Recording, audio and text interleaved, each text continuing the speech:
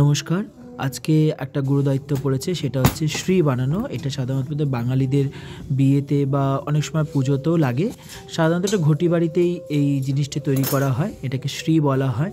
আর শ্রী সাধারণত চালের গুঁড়ো, তার সাথে কলা মেখে এই মণ্ডটা তৈরি করা হয়। আর এই মণ্ড দিয়ে নানান রকম মূর্তি তৈরি করা হয়। সাধারণত এই যে মূর্তিটা তৈরি করা আমি যতটুকু জেনেছি সেটা হচ্ছে শিবলিঙ্গ, যেটা পুজোতে লাগে বা বিয়েতে লাগে বা অন্নপ্রাশন এগুলোতে লেগে থাকে।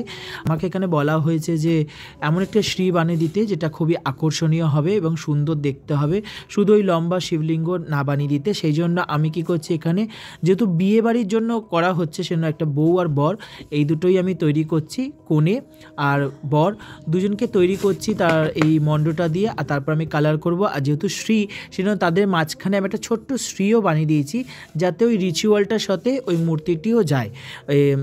আর এটাই হচ্ছে মেন উদ্দেশ্য ছিল আমার।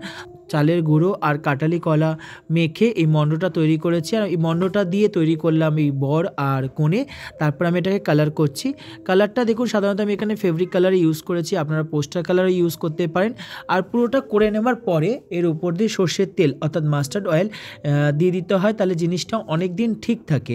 অ্যাকচুয়ালি কি হয়, বিয়ের এটা সকালে লাগে, আবার বিকেলেও বিয়ের সময় লাগে, তারপরের দিন আবার কিছু রিচুয়াল আছে, সেগুলোতে মোটামুটি 2-3 দিন থাকতে হয় জিনিসটা। সেই জন্যই এটাকে তৈরি করা। আর সর্ষের তেল দিলে বা মাস্টার্ড অয়েল দিলে জিনিসটা অনেক সময় অনেক দিন ধরে ঠিক থাকে। আমার পুরোপুরি ভিডিওটা একদম শেষের পর্যায়ে আমরা দেখতেই পাচ্ছেন। যদি জিনিসটা ভালো লেগে থাকে তাহলে একটা কমেন্ট শেয়ার করতে ভুলবেন না। আর বন্ধুবান্ধবদের সাথে, ফ্যামিলির সাথে শেয়ার করতে ভুলবেন না। আমার চ্যানেলে যদি নতুন হয় একটা সাবস্ক্রাইব করে দেবেন। আর যদি কাজটা ভালো লাগে, এরকম কাজ যদি আপনাদের লাগে, অবশ্যই আমাকে কমেন্ট করে বলতে পারেন। নমস্কার, প্রণাম নেবেন। কেমন হয়েছে অবশ্যই বলবেন।